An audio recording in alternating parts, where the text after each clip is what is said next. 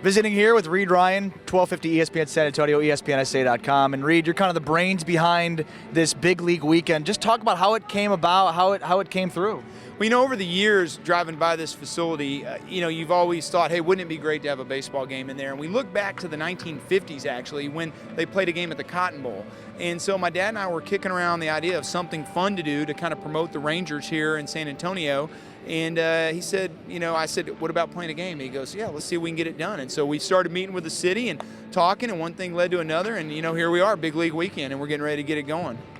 How did the Alamo Dome come about, and was it kind of like a joke at first? Like, how could you turn a football stadium into a baseball ballpark? No, it wasn't a joke. I mean, we said, hey, let's see if we can do it, but we didn't really know what the dimensions were going to be. So, I'm watching Lance Berkman launch him out of here. It's 285 down the line.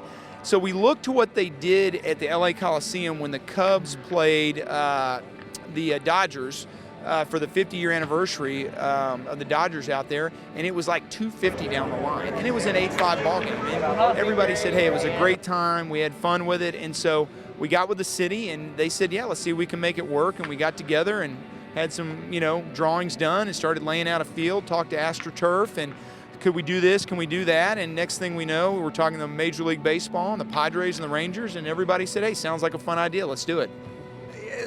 San Antonio, predominantly an Astros city, but this isn't like the Cowboys where there's just this rooting interest for the Astros.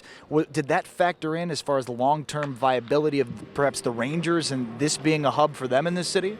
Well, for years I think people were fans really of both teams, and it's going to be odd this year with them being in the same division, but really it's a situation where baseball's cyclical, and the Astros, when they went to the World Series in 2005, everybody had the Astros stuff on. Now it's the Rangers' turn, and you know what, with the TV deal on Fox Sports Southwest, it's a great opportunity for them to capture the momentum they have along with their TV exposure they're going to be getting all over the state. And so the opportunity is theirs. And whether that becomes a reality or not, we'll have to see, but this obviously could be a big part in the success of that.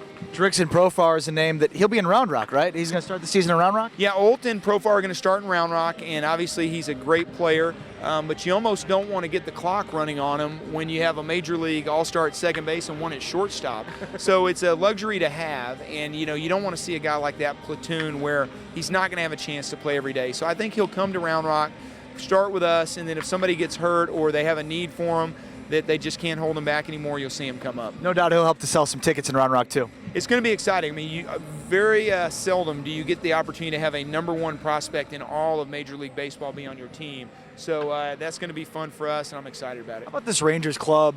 Your dad has just done such a phenomenal job working with John Daniels, since they both kind of partnered up together.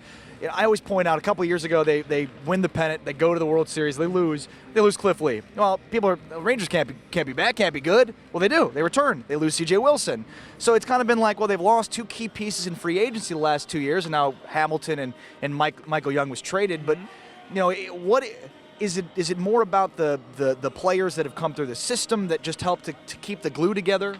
Well, I think anytime you have success, it takes a lot of people. So it starts with guys on the field. You got to have the players on the field. And I think the combination of some good trades, the ability to sign free agents, and then being able to, bring some guys up through your system have all played into the success. And, the other thing is they've been in the right division. There have been only 4 teams for the last couple years, which sure is a nice luxury when you only have to be the best out of 4 instead of sometimes the best out of 6 in the NL Central. So they've had a lot of things going their way, but most importantly, I think they had a core group of guys that are at the right age and have stayed together, and John Daniels and his crew have been able to, supplement where their needs were and make smart decisions. Great stuff. Reid Ryan, Ryan Sanders Baseball, bringing the Texas Rangers to the Alamo Dome and perhaps for many years to come.